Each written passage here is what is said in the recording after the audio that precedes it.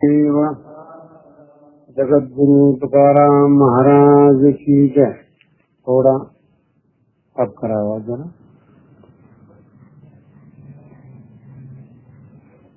चोपड्या शहरातील अतिशय सुज्ञानी, जाणकार आणि यशस्वी वैद्यकीय व्यवसायातील मंडळी यांचा अनेक वर्षापासून संबंध होता, प्रेम होतं आणि अनेक कार्यक्रम कीर्तन त्यांनी ऐकली। डॉक्टर लोकांचा परिचय वाढत गेला आणि मग हळूहळू अध्यात्माकडे, ज्ञानेश्वरीकडे, दासाकडे आकर्षण होत गेलं आणि त्याची एक परिणती, त्याचं रूपांतर चिंतनामध्ये बदललं गेलं आणि 7 दिवस आपल्याला जगद्गुरु तुकोबारायांचं गाथा निरूपण एक वेगळा कार्यक्रम आहे। आजपर्यंत आपण कीर्तन ऐकत आलात, प्रवचन ऐकत आलात, तर दोन्ही विषयाला एक विशिष्ट प्रकारची मर्यादा आहे। एक कीर्तनामध्ये 4000 अभंगापैकी एक अभंग घेतला जातो आणि त्याचं जे विश्लेषण आहे ते एका अभंगाचा आपण 2 तास ऐकतो। तर समग्र गाथा जो लिहिला गेलेला आहे त्याचं चिंतन आपल्या दृष्टीने होत नाही। कुठल्या अध्यायामध्ये काय सांगितलेलं आहे ज्ञानेश्वरी तर नक्की लक्षात येत नाही। 1-2 ओव्या, 9000 ओव्यापैकी 10-15 ओव्या, 20 ओव्या असं आपल्या लक्षात येत असेल। बुद्धिमान माणसाचा नियम असा आहे की बुद्धिमत्ता आणि जीवन करण्याकरता समग्र ग्रंथ कळाला पाहिजे। समजा ज्ञानेश्वरी आहे तर ज्ञानेश्वरीमध्ये कुठल्या अध्यायामध्ये काय वर्णन आहे हे आपल्याला कळणं जास्त गरजेचं आहे। तसं समग्र गाथामध्ये काय नेमकं जगाबद्दल, जीवनाबद्दल, माणसाबद्दल काय लिहिलेलं आहे जगद्गुरु तुकोबारायांनी ते कळावं म्हणून एक नवीन उपक्रम सुरू केले, ज्ञानेश्वरी भाव निरूपण आणि गाथा निरूपण। यामध्ये एकेका विषयावर जगद्गुरु तुकोबारायांच्या जीवनासह, त्यांच्या चरित्राच्या, इतिहासाच्या सह कसा इतिहास होता, समाज व्यवस्था कशी होती, जगद्गुरु तुकोबारायाला कुठल्या प्रसंगाला कोणतं प्रकरण सुचलं, त्याच्यामध्ये त्यांचा आशय काय आहे, त्यांची आधुनिकता काय आहे, कमी होता एकदा वाढवून बास ठेवा। आणि अशा रीतीनं पूर्ण गाथ्याचं निरूपण समीक्षात्मक पद्धतीने, थोडा आवाज वाढवा, समीक्षा पद्धतीने ते निरूपण आहे। समीक्षा म्हणजे काय, प्रत्येक प्रकरणातलं मी तुम्हाला थोडं सांगेन आणि त्याचा जर समग्र अभ्यास पाहिजे असाल तर घरी जाऊन करायचं। आम्ही फक्त तुम्हाला या प्रकरणामध्ये हा आशय आहे, जुनी भाषा असते काव्याची, कधी कधी कळत नाही, त्याला कोणीतरी गाईडलाईन देणारा पाहिजे। म्हणजे 7 दिवस एक चिंतनात्मक विषय आहे आणि खूप वेगळा विषय, तुम्हाला खूप आवडेल। आणि मग ह्या पद्धतीनं ज्ञानेश्वरी आणि गाथा निरूपण सुरू केलं। या निरूपणाचं थोडंसं वैशिष्ट्य असे की जो काही काळ पक्वाद असतो तो आहे, परंतु तुम्हाला सुट्टीच्या काळामध्ये तो वाचतो। 2 तास जवळपास आपलं निरूपण असेल, त्याच्यामध्ये 5-10 मिनिटे मध्यंतर असेल, त्या मध्यंतरच्या काळामध्ये भजन वगैरे करतील। वयोवृद्ध असतील, ज्यांना बसता येत नसेल, खुर्चीवर बसले तरी चालतील। ऐकत असताना जी काही तुमची तन्मयता आहे ती माझ्या दृष्टीने एक जास्त मोलाची आहे। आणि ही जी काही महाराष्ट्रीयन संत मंडळी कुठल्या विचारावर स्थिर झाली, हा त्या सगळ्या परिणतीतून आलेला विषय आहे। भागवत आहे, गाथा आहे, रामायण आहे, हे समग्र ग्रंथ आहे। आता प्रश्न असा, मला 4,000 अभंग तुम्ही 7 दिवसात सांगणार का? आता 18,000 भागवतामध्ये श्लोक आहे. 18,000 श्लोकाचं 7 दिवसामध्ये निरूपण केलं जातं. मग 4,000 करायला काही हरकत आहे का? मग 18,000 जर तुम्ही निरूपण ऐकता, भागवताचे 18,000 श्लोक आहे, पण सांगणारा थोड्या थोड्या टप्प्याने सांगतो. 9,000 ओव्या आहेत, तसं 4,000 अभंग आहेत. त्याचं जे विश्लेषण आहे, समीक्षात्मक विश्लेषण, ते ऐकायला मिळतं. दुसरं असं आहे, भागवत, रामायण, शास्त्र वैदिक संस्कृतीमधले मूळ ग्रंथ आहेत. थोडं जरा आवाजाचं चेक नाही, इको होता. तुम्हाला जर जास्त फीडबॅक ठेवा थोडासा, म्हणजे मला थोडं कमी ठेवलं तरी चालेल. तर हे दूध आहे, दही आहे, आणि डायरेक्ट ज्याच्या पानावर तूप आलेलं आहे, तर ते तूप हे कारच आहे. पण दही हे निसर्ग आहे, त्यानंतर त्याच्यावर प्रक्रिया केली जाते, मंथन केलं जातं, त्याचं लोणी निघतं, आणि लोणीच्या नंतर मग तूप.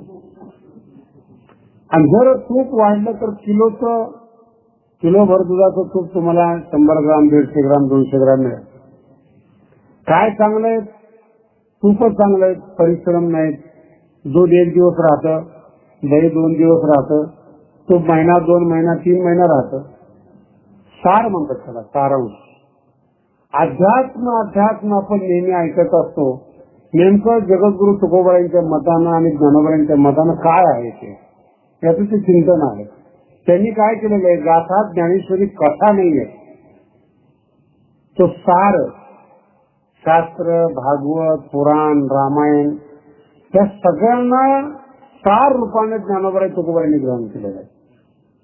आणि याच्या अतिरिक्त तुपाचे काही पदार्थ बनवले गेलेले आहेत, त्याचं नाव आहे अभंग.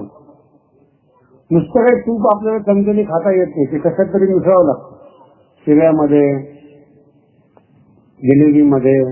श्रीमंत असतील तर एक वेगळ्या बदामाचा शिरा टाकून त्याच्यामध्ये तूप मिसळतात.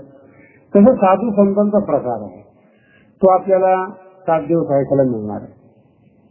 आणि 7 दिवसामध्ये 7 विभाग आहेत त्यांच्या जीवनाच्या अंगापासून.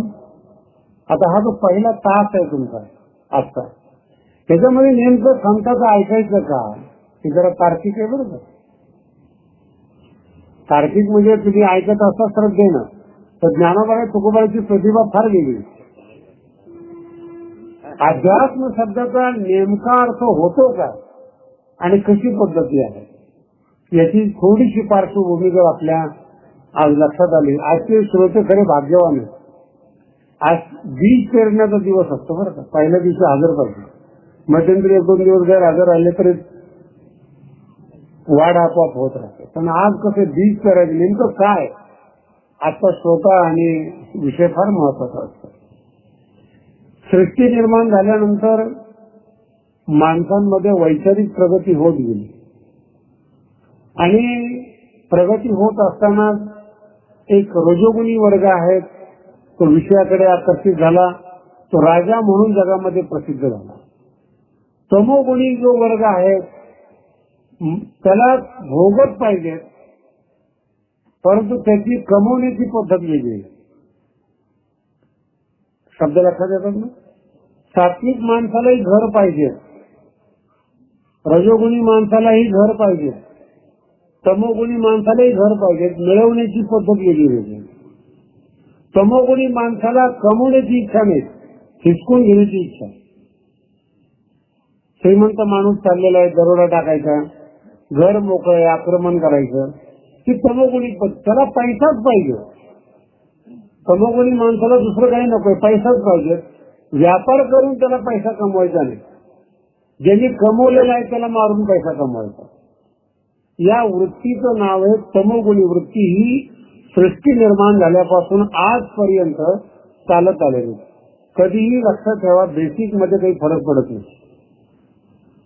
वरची इमारत कशी असू द्या, पायाचा जो सिद्धांत आहे युग किती जरी परिवर्तन झालं तर पाया बदलत नाही. हा पाया आहे. रजोगुणी माणसं धंदाच करणार. त्यांना किती अध्यात्म सांगा, वर्गणी मागितल्यापेक्षा जास्त घेतील. तर त्यांना म्हणलं की येऊन बसा, वेळ नाही, तुमचं घ्या, दान धर्म करा, आमच्या नावाने पुण्य जमा करा, त्याचं काय बँकेत ठेवलेली आहे. सात्विक माणसं ही माणसं कमी समाजामध्ये. सात्विक माणसं सगळ्या बाबतीत विचार करतात. जेवायला बसलं तरी सात्विक माणूस विचार करणार किती खाल्लं पाहिजे, दुसऱ्यांनी दिलं म्हणून काय झालं, दुसऱ्याच्या घरी जेवायला गेलं म्हणून काय झालं. सात्विक माणसाचा हा स्वभाव आहे. किती प्रमाणात लागतं आपल्या शरीराला.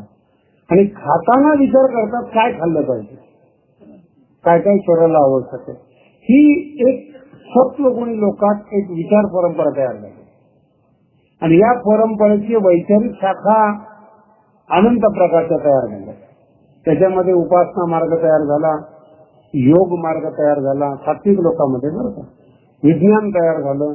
हे सात्विक लोक जे कशा करता करायचे याचा विचार नाही करत, रुजली ती मंडळी. मग ह्याच्या सात्विकामध्ये काही वर पाहिलं, खगोलशास्त्र तयार केलं, त्याला ज्योतिष म्हणतात. बुद्धिमान माणसं बरं का, लक्षात ठेवा. जी आकाशात रमली ती पृथ्वीवर आलीच नाही. आणि एक लक्षात ठेवा, कुठलंही विज्ञानाचं साधन नसताना नवग्रह शोधून काढणं, नवग्रहाची चाल शोधून काढणं, एक वर्षानंतर केव्हा ग्रहण लागेल आणि केव्हा ग्रहणाचा मोक्ष होईल हे शोधून काढणं ही भारतीय संस्कृतीची विशेषता. महाराज तुम्ही ज्योतिषवर विश्वास ठेवतात का? ज्योतिषवरच सगळं चालेल ना. इतक्या बाजून इतक्या मिनिटांनी दिवस उगवणार आहे, इतक्या मिनिटांनी मावळणार आहे, ज्योतिषच आहे. पण रस्त्यावर बसणाऱ्या ज्योतिषांनी ज्योतिषाचा गैरवापर केला, तरी पर्सनल लेवल आणून ठेवलं. बिघाड कुठं होतो अध्यात्मामध्ये, बिघाड कुठं जिथं स्वार्थ येतो सगळेच विषय बिघडतात. अध्यात्म बिघडतं असं नाही, भाऊबंदी बिघडते, नातेवाईकपणा बिघडतो, प्रेम बिघडतं, सगळं खराब होतं जिथं स्वार्थ जन्माला येतो. ज्योतिषशास्त्र सर्वात मोठं शास्त्र आहे. ग्रह काय आहेत, सूर्याची उत्पत्ती कशी आहे, राहू कसा आहे, केतू कसा आहे, शनीची प्रकृती कशी आहे, सगळं ज्योतिष आहे. ते पण युनिव्हर्सल ज्योतिष आहे. पृथ्वीवर जन्माला येणाऱ्या सगळ्या माणसासाठी ज्योतिष आहे. ते कोणा एका माणसासाठी ज्योतिष आहे. दुसरा जो वर्ग होता तो यज्ञ यागाकडे रमला, वैचारिक वर्ग. तिसरा जो वर्ग होता विज्ञानाकडे रमला. आणि अत्यंत बुद्धिमान वर्ग जो आहे तरी संशोधन केलं. आपण सगळं संशोधन करतो, पण बॉडी म्हणजे काय कळली पाहिजे ना, शरीर म्हणजे काय कळलं पाहिजे. याचं संशोधन जो करायला निघाला ना त्याचं नाव आहे अध्यात्म. आधी आत्म असे दोन शब्द. अध्यात्म शब्दामध्ये आधी आत्म, आत्म्यामध्ये असा संस्कृतमध्ये अर्थ. आतमध्ये काय आहे, आत्म. याचं संशोधनाला जी शाखा निघाली ना त्या रस्त्याचं नाव आहे परमार्थ, त्याचं नाव आहे संत मार्ग. हा एकट्याचा मार्ग आहे. आतमध्ये जायचं स्वतःच्या, तर दोन चार माणसं घेऊन फिरणार का तुम्ही? म्हणून जुन्या काळामध्ये संत एकांतात राहत होते. याचं कारण आहे ते एकांताचाच विषय. जगद्गुरु तुकोबाराय भंडारा डोंगरावर गेले एकांतामध्ये. एकांत कशा करतात? कोणाचा विक्षेप नको, डिस्टर्ब नको. बसले, चिंतन केलं, संशोधन करत करत मन म्हणजे काय, बुद्धी म्हणजे काय, हृदय म्हणजे काय, आणि हृदयाला चालवणारी शक्ती म्हणजे काय, इथपर्यंत संशोधन करतो. त्याला संत म्हणतात. संत कधी असं म्हणत नाही तुम्हाला बरं का संसार सुखी होईल, त्यांचा झालेला नाही, तुमचा कसा होईल, कधी विचार करा तुम्ही. आणि संत कर्माची जबाबदारी कधी घेत नाही. म्हणून जगद्गुरु तुकोबारायांचा 7 दिवस गाथा ऐकत असताना अध्यात्मातले जे गैरसमज आहेत ना ते बरेचसे दूर होते. जगद्गुरु तुकोबारायांनी कधी कर्माची जबाबदारी, ज्ञानोबारायांनी कधी, खानदानी जो संत आहे ना तो जबाबदारीच घेऊ शकत नाही कर्माची. एक प्रश्न असा आहे, एखाद्या माणसाने एखाद्याचा खून केला, 10-12 वर्षांनी तो माणूस संताकडे आला, त्यांनी आपलं पापाची कबुली दिली, मी अशाची चूक केलेली आहे. संतांनी सांगितलं जा गुन्हा माफ. जमेल का? संतांनी माफ केलं, पण ज्याचा जीव गेलाय त्याच्याबरोबर अन्याय आहे. लक्षात येते? चोराला तुम्ही माफ कराल, हा तुमच्या तर्फाचा भाग झाला, पण ज्याची चोरी केलेली आहे त्याचा आत्मा तळतळ करतो. ज्याच्या वस्तूची तुम्ही चोरी केलेली आहे तो अंतःकरणात श्राप देतो. म्हणून संत कर्माची जबाबदारी कधी घेत नाही. कर्म हे भोगूनच संपावं लागतं. म्हणून संत सांगतात कर्म करताना विचार करा. कर्म करताना, जेवताना जसं विचार करून जेवतो, प्रमाणापेक्षा आपण जास्त जेवत नाही. जर प्रयत्न केला जेवण्याचा तर आपलं पोट बिघडतं आणि बिघडलेल्या पोटाला विश्रांतीशिवाय पर्याय. तसं कर्म चुकीचं करू नका हे शास्त्र सांगतं. केलं तर भगवंताचा सिद्धांत आहे, ते कर्म भोगावंच लागतं. हा सिद्धांत आहे. मग कर्म भोगणारा कोण आहे? शरीर आहे का, मन आहे का, बुद्धी आहे का, याचा सगळ्या अंगाने विचार करणारे संत असतात. कोण कर्म भोगतं? आता तुमच्या पुढे माझं शरीर आहे, माझ्या शरीराने एखाद्याला चापट मारली तर ह्या हाताने चापट मारली.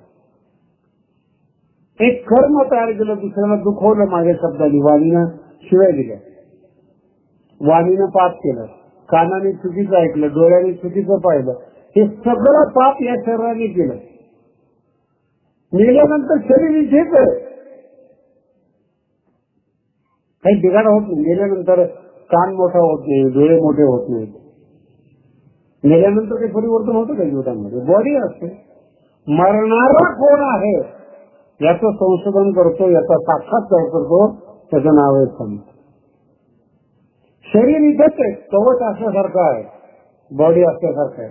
तुमचा आमचा जो जीवनातला प्रसंग आणि दुःखाचा प्रसंग आहे ते या ठिकाणी सगळी अटॅचमेंट शरीराबरोबर असते. सगळं सार या मृत्यू लोकातलं शरीर असतं, याला संसार म्हणतात.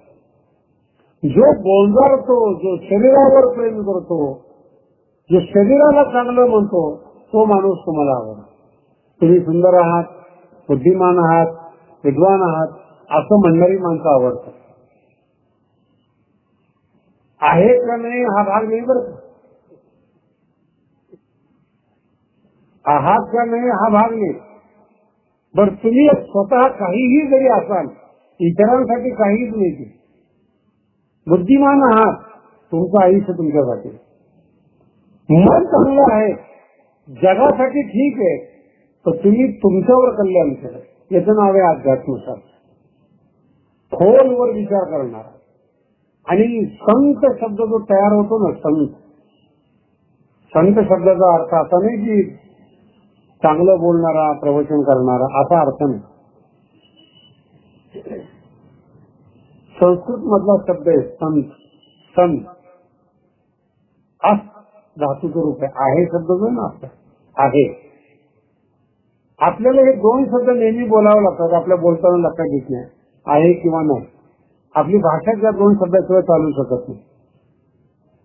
आहे तरी म्हणावं लागेल, नाही तरी म्हणावं. कुठलंच वाक्य या दोन वाक्याशिवाय शब्दाशिवाय पूर्ण होत नाही. आहे किंवा नाही, त्याला संस्कृतच्या भाषेमध्ये अस्ति आणि नास्ति म्हणतात. अस्ति म्हणजे आहे आणि नास्ति म्हणजे नाही. हे दोन शब्द आहेत. ते जे असं धातूचं जे स्वरूप आहे त्यात अचा लोप होतो आणि सन शब्द तयार होतो. सन शब्दाचा अर्थ असा आहे त्याचा साक्षात्कार करणारा संत. संत आहे शब्द नीट आहे का बरं का, पुन्हा गडबड होऊ देऊ नका. आहे त्याचा साक्षात्कार करणारा संत आहे. त्याचा आपलं काय होतं, नाही त्याच्यावर जास्त विचार करतो आणि ते मुळातच नसतं. दोरीवर दिसणारा साप आहे त्याच्यावर किती विचार केला, काळा आहे का, विषारी आहे का, हलतो का. दोरीवर साप दिसला तुम्हाला संध्याकाळच्या वेळेस आणि दशकला, हे खरं भीती तर बसली ना, दहशत बसली. खरा साप जेवढं काम करतो ना, असणारा साप जेवढं काम करतो, नसणारा सुद्धा तेवढंच काम करतो, हे विसरू नका. लक्षात येते. रामायणामध्ये सुंदर प्रसंग आहे.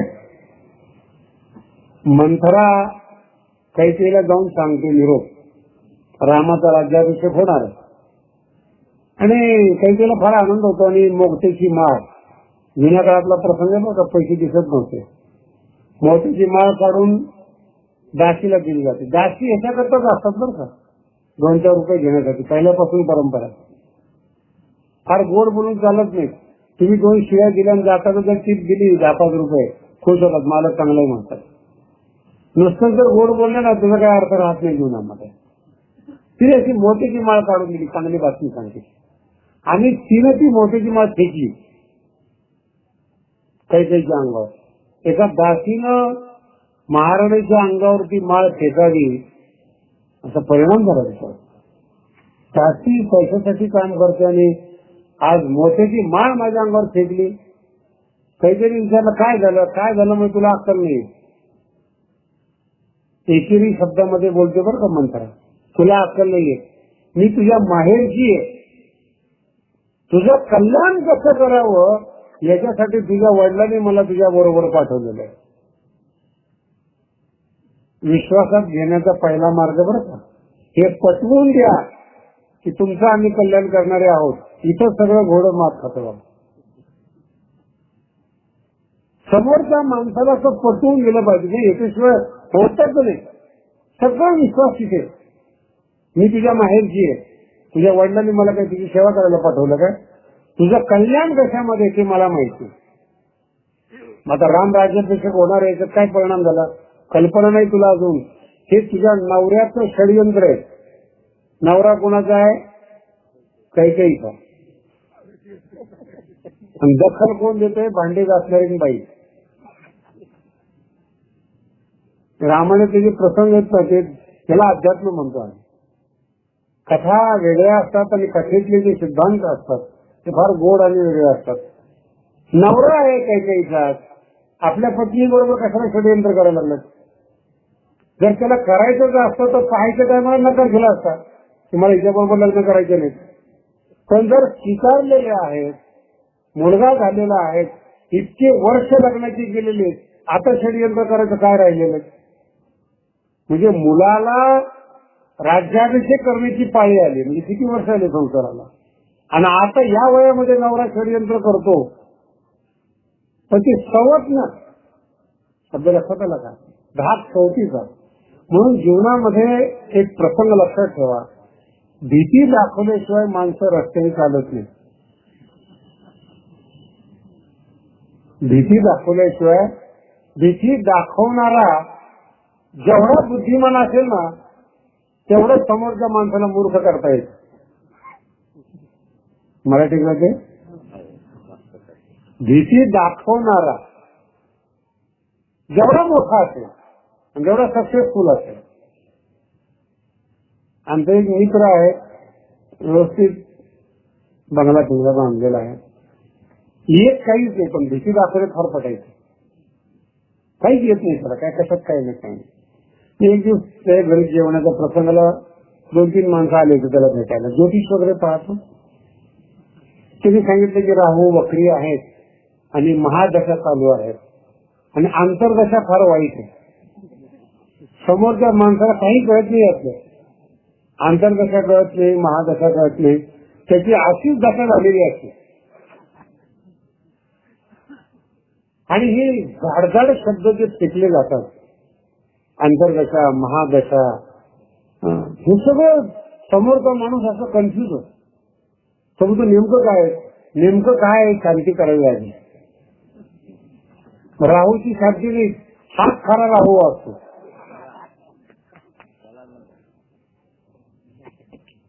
कितीही बुद्धिमान माणूस असू द्या, कितीही बुद्धिमान असू द्या, दुःखाची भीती वाटते. अर्थ काय ना तुम्हाला, दुःखाची भीती वाटते. ज्ञानोबराय तुकोबराय असे संत आहेत, दुःखाला सामोरे जातात आणि त्याचं मोजमाप करतात. तुझ्या ताकद किती देतात, किती तो दुःख देऊ शकतो. याला म्हणतात मनुष्य, याला म्हणतात संत. दुःखाचा अंदाज घेणं खऱ्या अर्थाने संत होणं. आपण दुःख काहीच करत नाही, दुःख बाह्य आहे. निसर्गाच्या नियमापुढे जगातला कुठलाच माणूस काही करू शकत नाही. निसर्गाने जे नियम राखून ठेवलेले आहेत, धर्म कोणताही असेल, तोंडाने जर जेवणाचा नियम भगवंताने केला असेल तर धर्म परिवर्तन झालं म्हणजे तोंडाच्या अतिरिक्त काही कानाने थोडं जेवता येणार आहे. हिंदूमध्ये मनुष्य म्हातारा होतो, धर्म परिवर्तन केल्यामुळे मुस्लिम मध्ये म्हातारा होत नाही, ख्रिश्चन मध्ये होत नाही. निसर्ग, तुम्ही धर्म बदलला किंवा तुम्ही धर्म संस्था तयार केली म्हणजे निसर्गाचे नियम बदलता येत नाही, हे साधूला माहिती आहे. तो साधू या गोष्टीच्या पलीकडे गेलेला असतो. की माझ्या मित्रांनी सगळं सांगितलं आणि म्हणलं काय रे कशाला ती राहून की तो मागे लावतो विनाकारण लोकांचा. म्हणजे महाराज जे जेवण मिळतं ना आपल्याला, त्याला राहू की तो त्रास देतात पण आपलं घर चालवतात.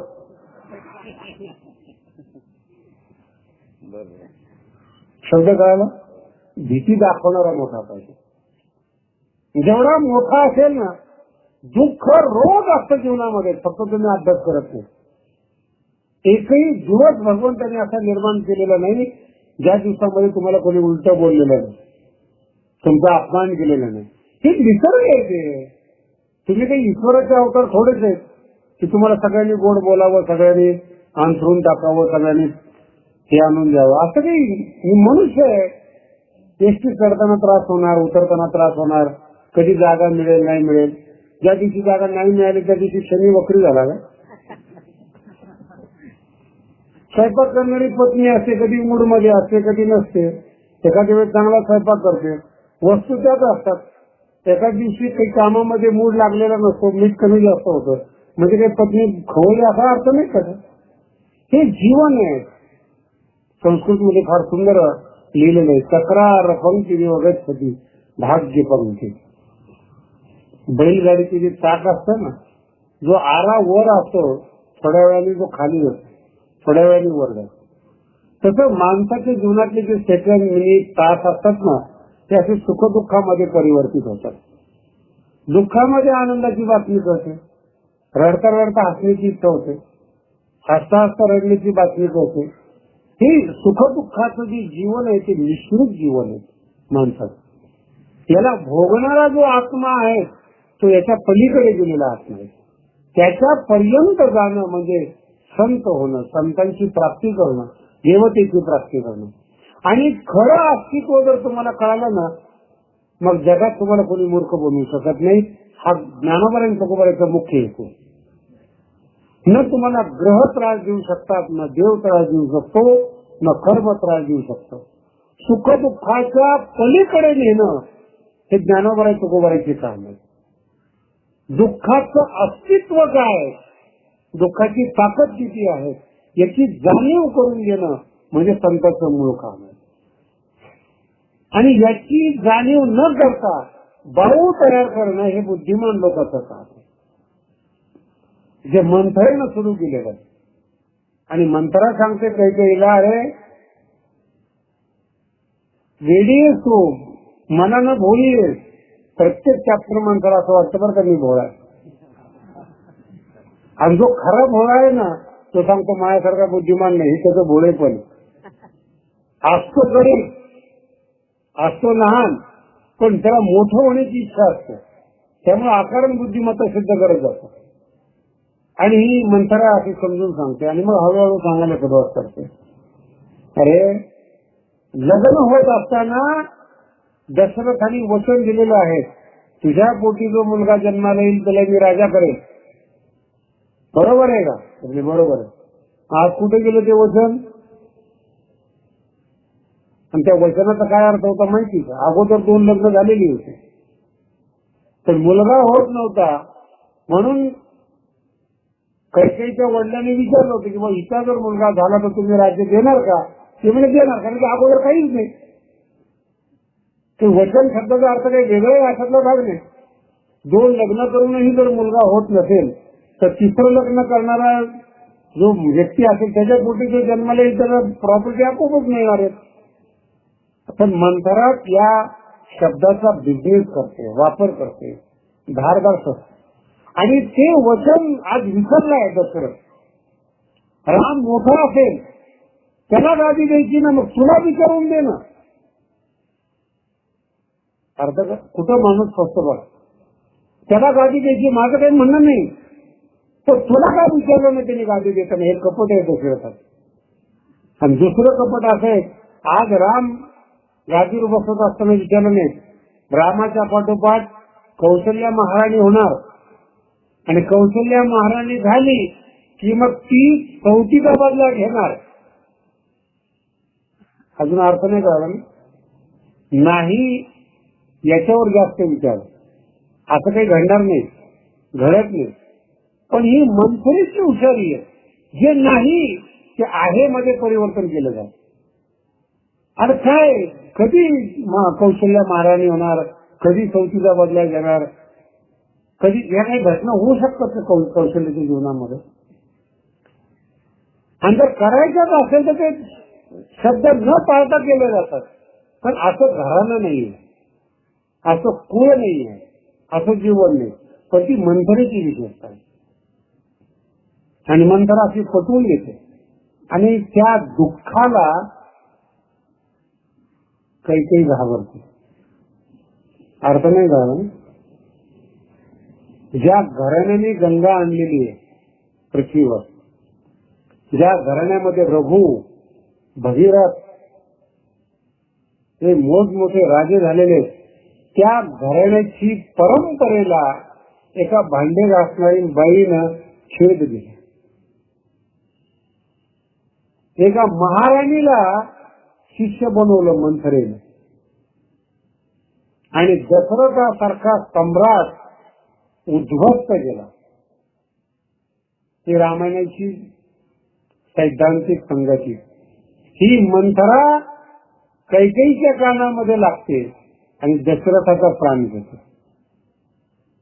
कधी अभ्यास केलाय? प्राण कोणाचा गेला याच्यामध्ये? रामाचा गेला. कौशल्याचं काही नुकसान झालं? राम वनवासात जाऊन परत राजा झाले, पण दशरथ मात्र पुन्हा आला. काय कारण असेल? एक व्यक्ती चुकीची घरात ठेवली, एक व्यक्ती चुकीची घरात ठेवली. रामाच्या घराचा विध्वंस होऊ शकतो, हरामखोराच्या घराला तर काय होत? ही तर सगळ्यात मंथर आहे. जिथं सत्संगावर, अध्यात्मावर बोललंच जात नाही, जिथं जीवनावर बोललंच जात नाही, तिथला काय विचार करावा? आणि इतक्या वाईट घरामध्ये आणि कुळामध्ये दुःख नसेल तरच नवल. पैसा किती याला महत्व नाही. पैसा काही दशरथ एवढा असू शकतो काय? आज भरतासारखा संत मुलगा आणि रामासारखा देव मुलगा असू शकतो का? तर एवढं सगळं असताना एक मंथरा जीवनाला घाबरू शकतो. आणि जिथं तुम्ही घाबरला ना तिथं उलट होतं. त्याची जेव्हा पटवून देत होती ना मंथरा, त्यावेळेस काही खाली बसते पलंगाच्या आणि मंथरेला वर बसवतो. ज्या घरामध्ये मंथरा वर बसतात आणि मालकीन खाली बसतात, त्या घराण्याचं उलट पुलट झाल्याशिवाय राहत नाही. हे दुःख आहे, हे जीवनातलं दुःख आहे. याचा अर्थ असा नाही की जीवन काय, एकांतामध्ये जाण्याचा मागचा हेतू असा आहे, मंथराही नको जीवनामध्ये आणि अयोग्य माणूसही जीवनामध्ये नको. आपलं संशोधन आपण केलं पाहिजे. गीतेचा जो मुख्य विषय आहे तो हाच आहे, उद्धरेद आत्मनात्मानम आत्मानम अवसादय. फार सुंदर विषय बरं. आत्मानम अवसादय, स्वतःचा नाश करू नका, हे अध्यात्माचं मुख्य सूत्र आहे. स्वतःवर प्रेम करायला शिका, हे भगवान श्रीकृष्ण आपल्याला शिकवतो. मी आता आमचं निरीक्षण आहे जगामध्ये, माणसं स्वतःवर फार प्रेम करत नाहीत. 2-4 दिवसापूर्वी आम्हाला तिकडे जायचा प्रसंग आला, गणपती राजूर. गाडी जात असताना मध्येच एक माणूस दोन्ही हात असेल आणि रस्त्याच्या मध्ये झोपलेले, समाधी अवस्थेमध्ये. तुम्हाला माहिती असतं बाजाराचा दिवस असला की असे समाधी लावणारे भरपूर असतात. दारू पिऊन मस्त कुठं झोपलो आपण, घर आहे का नरक आहे काय. मी आता लांबून पाहिलं, मस्तीमध्ये रस्त्यावर घोरायला सुरुवात. अंथरुणाची गरज नाही, पांघरून कुणी टाकत नाही. मध्ये आधी जर कुत्रा आला तर टाकून जातो, पण काही चिंता नाही करत, कसल्या प्रकारची जाणीव नाही. कल्पना करा, झोपायला गेल्यानंतर झोप येत नाही, ही एक माणसं, आणि हा एक माणूस रस्त्यामध्ये प्रेम करत नाही स्वतःवर. माझा शब्द नीट लक्षात ठेवा काय बोललो. आजचा विषय फार महत्वाचा आहे, त्याच्यामुळे सांगतो तुम्हाला. प्रेम करत नाही स्वतःवर. अल्कोहोल पोटामध्ये गेल्यामुळं दुसऱ्याच पोट डॅमेज होत नाही, यकृत खराब होत नाही, दुसऱ्याचं आपलं खराब होत. ज्या गोष्टी शरीराला अनावश्यक आहेत त्या गोष्टीचं सेवन करणं. काल माझ्या बरोबर जेवायला एक माणूस होता, मिरची उठवायचा तोंडात टाकायचं. मी म्हणणार गुलाबजाम ठेवले ते खा, चांगले असते, दुसरा पदार्थ नाही. म्हणजे शास्त्रीजी आपली विशेषता,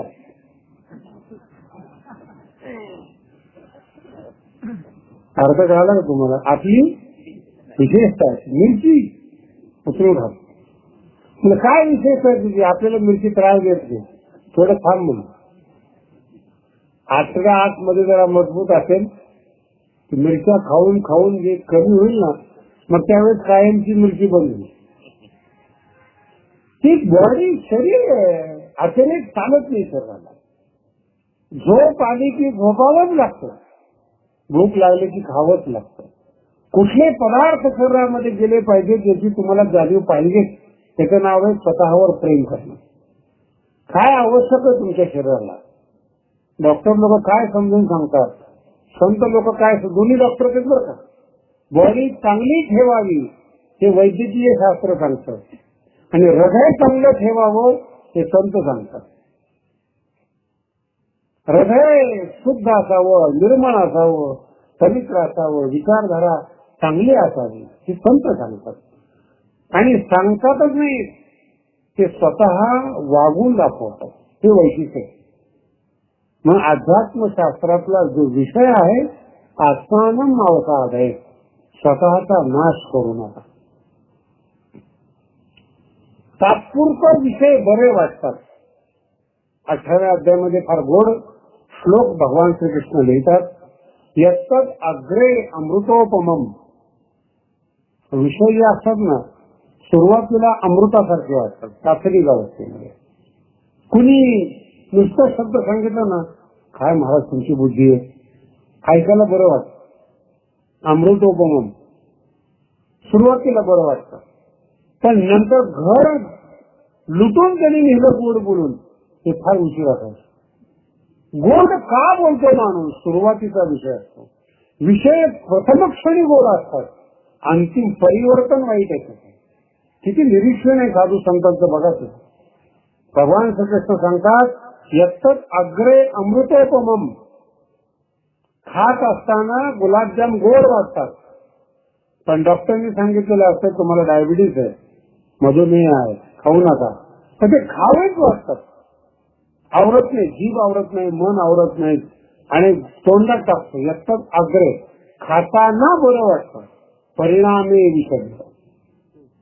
त्याच वस्तूचा शरीरामध्ये गेल्यानंतर विष तयार होतं. जर तुम्हाला हे शिकवण्यात आलेलं आहे की हे चालत नाही, तरी तुम्ही खाता, वैरी दुसरे नाहीये तुमचे, तुम्ही वैरी आहात. तुमच्या हाताने तुम्ही शरीर बर्बाद केलं. अनमोल किमतीचं शरीर जर तुम्ही बर्बाद करत असाल, तुम्ही काय देवाची आणि साधूची किंमत करणार आहात? तुम्हाला तुमची किंमत करता नाही आली. तुम्ही तुम्हाला जर सांभाळू शकला नाही, तुम्ही तुम्हाला जर सन्मान देऊ शकला नाही, कधी तुम्ही देवाला किंमत देणार आहे, साधूला किंमत देणार आहे. पण साधू लोक सुद्धा अशा माणसाकडून अपेक्षा करत नाही मान सन्मान मिळावा. चिडून जर एखादा माणूस शिवाय देत असेल तर साधूला वेगळं वाटतं, हा माणूस चिडलेला आहे. का चिडलेला आहे? चिडण्याच्या पाठीमागचं तंत्र असं आहे, दुसरा आपल्यापेक्षा चांगला आहे त्याच्याकडे जास्त लक्ष. चीड कधी निर्माण होते, जलची कधी अंतकरणामध्ये निर्माण होते, ज्यावेळेस दुसरा तुमच्या समोर असतो आणि तिथं कुठेतरी आपण कमी पडतो, ही भीती मनामध्ये निर्माण होते, त्यावेळेस तुम्हाला त्रास होतो. दुसरं आणि जगद्गुरु तुकोबराय शिव्या दिल्या काही हरकत नाही, ज्ञानोबा आहे शिव्या दिल्या काही हरकत नाही. बुद्धिमान माणसं तुम्ही सुद्धा काही अंशात संत आहात. अंशात म्हणले बरं का, त्याचं संत समजू नका. अंशात कशा अंशामध्ये? रस्त्याने तुम्ही निघालेल्या पण भिकारीने शिव्या दिल्या, दखल घेता का तुम्ही? संतच आहे ना. एक सामान्यातला सामान्य माणूस तुम्हाला बोलतो, गाडी उभी आहे, भिकारी मागायला येतो, काहीतरी द्या, देत नाही, नाही दिलं तर उलट देतो. मोठ्या गाडीत बसायला अक्कल नाही, काही नाही, देत नाही, काही नाही. खंजीत माणूस कुठला 2-4 शिवाय देऊन देतो. तो गाडीत बसलेला माणूस हसतो, त्याला माहिती नाही पैसे न दिल्यामुळे प्रतिक्रिया उमटते. हसतो तो, हसतो शब्द जातात. त्यांनी शिव्या दिल्या आणि तुम्ही हसला, सोडून दिलं त्याला. सामान्य माणूस बरोबर आहे, सामान्य. आणि संतांना जेव्हा माणसं शिव्या देतात, संत सुद्धा भिकारी म्हणून सोडून देतात. सामान्य माणूस चिडतो लोक.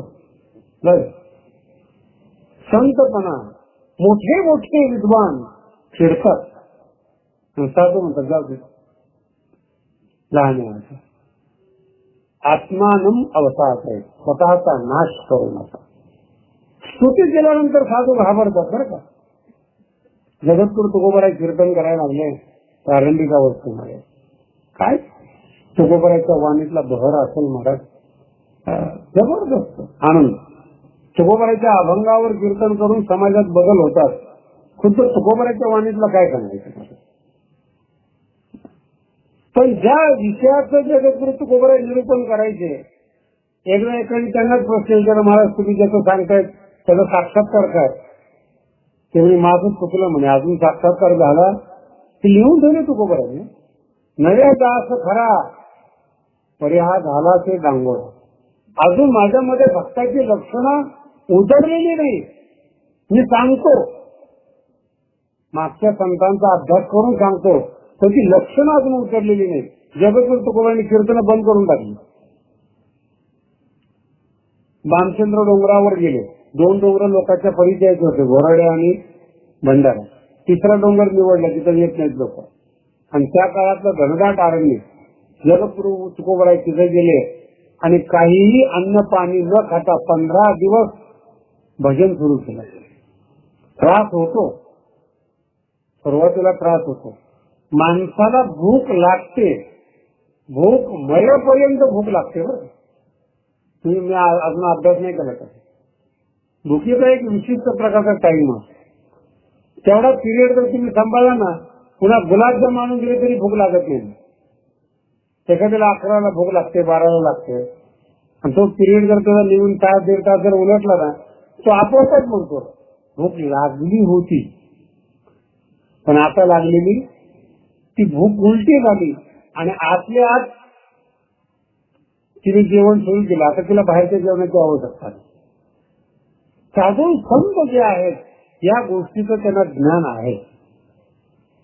आणि जोपर्यंत साक्षात्कार झाला नाही तोपर्यंत भामचंद्रावर आहे.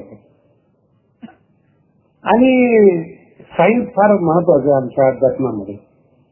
जगद्गुरु तुकोबराय असं भजन कीर्तन सुरू करायला लागले, असे वलय निघतात.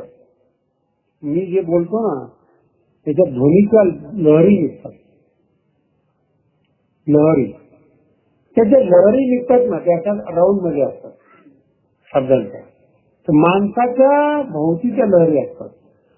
जसं जसं तुमच्या अंतःकरणामध्ये शुद्धता निर्माण होते ना, तशा पॉवरफुल लहरी निघतात, शुद्ध लहरी. साक्षात्कार होता होता त्या लहरी इतक्या शुद्ध असतात की जवळच जावंसं वाटतं साधूचं. तुमचं मन नाही येते, पण त्या लहरीमध्ये ताकद येईल, तुम्हाला शिकून घेत. तुमचा प्रभाव नसतो तो, त्या लहरीची ताकद असते. जगद्गुरु तुकोबांच्या त्या लहरी परमार्थातल्या सुरू झाल्या, विंचू यायला लागले तुकोबांच्या अंगावर. तुकोबांच्या साधना काळातला फोटो आहे, तुकोबांनी लिहून ठेवले की विंचू अंगावर यायला चावण्यासाठी नाही, पण लहरी खेचतात. लहरी खेचला हे शुद्धतेचं लक्षण आहे. तुकोबाईचं शेत राखत होते, ज्वारीचं शेत राखता राखता जगद्गुरु तुकोबाराय गेले, तिथं भजन सुरू केलं. जसं त्यांनी रामकृष्णाने सुरू केलं, जवळचे पाखर उडून गेले. तुमचं वेगळं ना आमचं वेगळं, पाखर उडून गेलं तर तुकोबाराला वाईट वाटलं. तुकोबाराय म्हणतात, माझ्या मनामध्ये अजून पाप शिल्लक आहे. आता मला कोण चिन्ह कसं काय उडून गेला?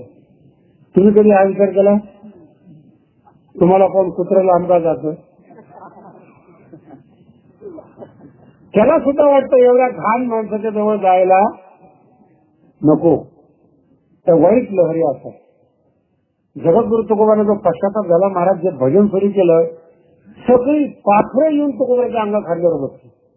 तो अभंग आहे, तो वृक्षवल्ली आम्हा सोयरी, तो साक्षात्काराचा अभंग आहे. तो पक्षी सुस्वरे आळवी, खांद्यावर बसून रामकृष्णाने भजन सुरू केलं आणि पक्षाने खांद्यावर प्युरिटी, शुद्धता. आणि जसे जसे ते येऊन बसायला लागले, तसं तसं जगद्गुरु तुकोबाला आनंद वाटला. हे तुकोबाच्या भजनाचा परिणाम आहे की भजनामध्ये पक्षी अंगावर येऊन बसतात. आपण भजन सुरू करू दे, पण माणसं उठून गेले काहीतरी विचारा. आपल्या भजनामध्ये बसलेले माणसं उठून जातात, बाकीचं तर कोणी येत नाही. हा भाग सोडून दे, ज्याला समजतं ते उठून जातात, नाही समजत ते सोडून द्या. लहरी आपल्याला निरीक्षण करण्याची पद्धती आणि ज्ञानोबाईने ज्ञानेश्वर लिहून ठेवलेले. दर्शने प्रशस्ती पुण्य पुरुष. चांगला माणूस कोण आहे पाहिल्यावर कळतो, सांगायची गरज पडत नाही, मन साक्षी करतो. लहरी. विंचू नंतर साप जवळ यायला लागले, सापानंतर वाघ जवळ येऊन बसला. तुकोबाला काही माहिती नाही आपल्या, कारण की हे सगळं जीव आहे. विंचू असेल, साप असेल, जीव आहे. यांच्यावर प्रभाव मनाचा पडतोच. जवळ आल्यानंतर त्यांना भांडणार आले की आपण सापत आहोत. म्हणजे लहरीमध्ये शांत आणि समाधानी राहिले. बाळ रूपातून भगवंताने साक्षात्कार दिला आणि डोक्यावर हात ठेवला तुकोबारांच्या. लावून हात कुरवाळीला माथा. कुरवाळीला, कुरवाळणं एक अंतःकरणामध्ये प्रेम आहे, त्याची बाह्य कृती. बरं का, मुलगा, लहान मुलगा जर जवळ आला तर आईची पहिली प्रतिक्रिया असते तिला डोक्यानं हात करू, त्याची कुरवाळ. तिची कुरवाळी आहे ना, ती अंतःकरणातल्या प्रेमाच्या लहरी हातातून त्या मस्तकावर जातात. तो मुलगा शांत होतो. मुलगा रडत असेल, तुम्ही अनुभव घेऊन काय, रडायला लागल्यानंतर काय करते मुलं? आई अशी डोक्यानं हात करून. मनातलं प्रेम, त्याची जाणीव, त्याचा स्पर्श त्याच्या मस्तिष्कमध्ये गेला पाहिजे. आणि आईचा हात जसा त्या मुलाला लागतो ना, त्या मुलाचं रडणं बंद होतं. प्रेमाला भाषा लागत नाही, त्याला स्पर्शाची सुद्धा भाषा कळते, नजरेची भाषा कळते, शब्दांची भाषा कळते. नुसतं आवाज मारणं कुत्र्याला कळते, तर माणसाला कळते तो भाग सोडून द्या. मालकाने नुसता आवाज मारला ना, भुंकणार कुत्र जागेवर थांब. काय काय कुत्र्याला मराठी कळते असं म्हणतात, म्हणून ते लोक अगदी बोलतात, हे बाई खाली बाई बसतो तू जा पलीकडे.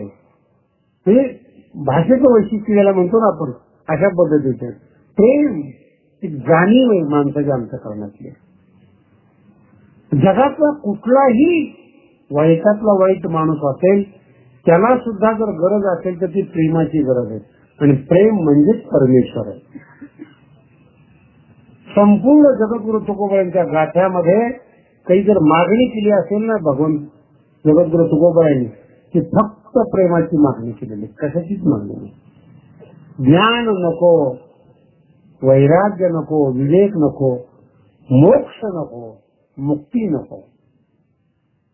मग भीक काही देवा प्रेम भातुके पाठ.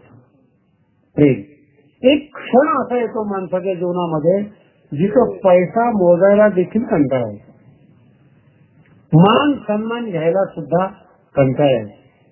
तो जो क्षण असतो, ते जे वय असतं, तिथं फक्त कोणीतरी बोलणारा माणूस पाहिजे. त्याच्या शोधामध्ये माणसं असतात.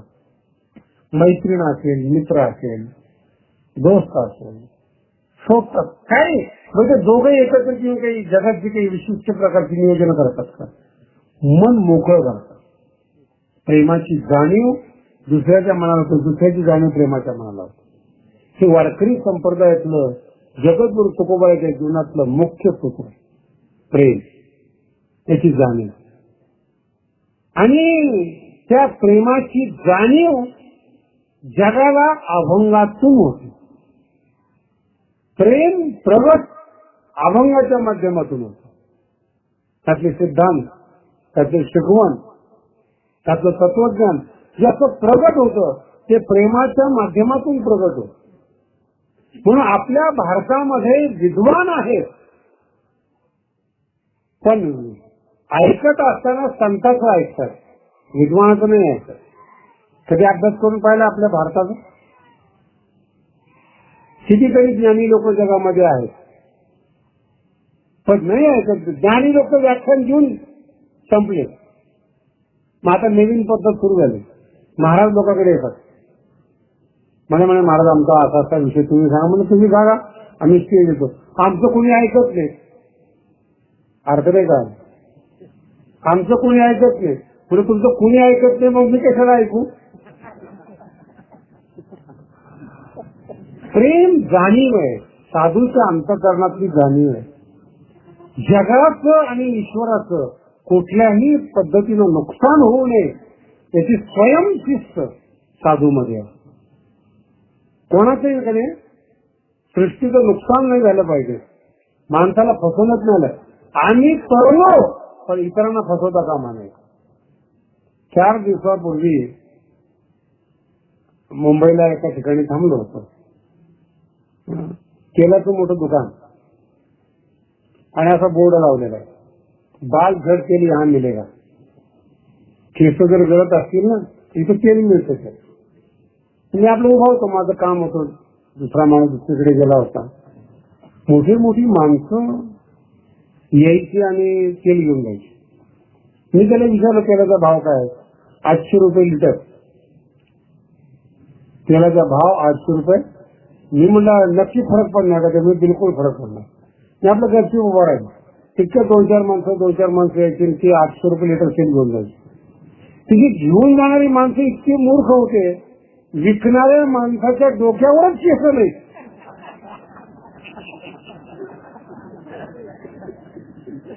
जो विकतोय त्याच्या डोक्यावर केस नाही, त्याचं सगळं. आणि तो तेल विकतोय केस न जाण्याचे घेणारी माणसं किती मुंबईतला प्रसंग. आता मी म्हणजे सांगाव कुणाचं? पैसा जास्त महाग आहे म्हणून देतात लोक, घेऊन जातात. मी मगाशी म्हणून सिद्धांत मांडला, भीतीपोटी काही करता येतं. भीतीचं स्वरूप असं विचित्र जीवनामध्ये येतात. ते साधू संत जे आहेत कधीही कोणालाही आशीर्वाद देणार नाही. जगद्गुरु तुकोबा आणि ज्ञानोबा यांचं मुख्य लक्षण सांगतो, कोणाच्याही संसारामध्ये कोणालाही आशीर्वाद देत नाही. तुम्ही चांगलं कर्म करा, चांगलं व्हा, चांगलं वागा, ईश्वर तुमचं चांगलं करेल. हे शब्द ज्ञानोबा तुकोबा. पाप करा आणि मी आशीर्वाद देईल अशी भाषा वारकरी संप्रदायात केली जात नाही. वारकरी संप्रदायामध्ये कोणी तावीज देत नाही, गंडा देत नाही, कोणी काही करत नाही. पण अंधश्रद्धा सुखाची अपेक्षा करणारे लोक. श्रावण महिन्यामध्ये बाहेर एक प्रोग्राम होता. मला वाटलं आपल्या भारतामध्ये अंधश्रद्धा असेल. बाहेर अशाच पद्धतीने जसं तुम्ही ऐकता असे प्रवचन झाली आणि फार सुशिक्षित माणूस तर माझ्याकडे आला म्हणे शास्त्रीजी हात जर बघितला तर बरोबर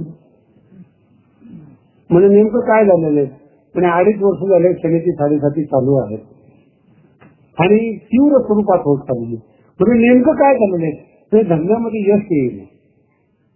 मूर्खपणा किती असतो बघा, धंद्यामध्ये यश येत नाही म्हणजे जागतिक मंदी चालू आहे धंदा कमी होणारच नाही सामान्य गणित आहे. पण याला असं वाटतं शनी की 7.5 मी त्याला विचारलं किती दिवस झाले 2.5 वर्ष झाले 7.5 अजून 5 वर्ष राहील असं ज्योतिषाचं म्हणणं आहे. शनी वक्री झालेला आहे आणि 7.5 मध्ये आहे. मी म्हणलं 600 कोटी माणसं जगामध्ये किती 600 कोटी माणसं तू काही व्हीआयपी का तुझ्या मागे शनी लागायला कोण आहेस तू तो कोण शनी ग्रह तू कोण तो जर मागे लागला तर पृथ्वीवर राहणार नाही. ग्रह मागे लागत नसतात कर्म चुकलेलं असतं कर्माची फळं असतात. ज्ञानोबा तुकोबाला जे सांगतात ना ते ग्रहावर आक्षेप करत नाही कर्म करताना चुकतो अभ्यासच केला नाही एखाद्या माणसाने. औरंगाबाद मध्ये घडलेलं प्रकरण सांगतो महाराज. शेवटी त्या मुलाला मेंटल हॉस्पिटलमध्ये न्यावं लागलं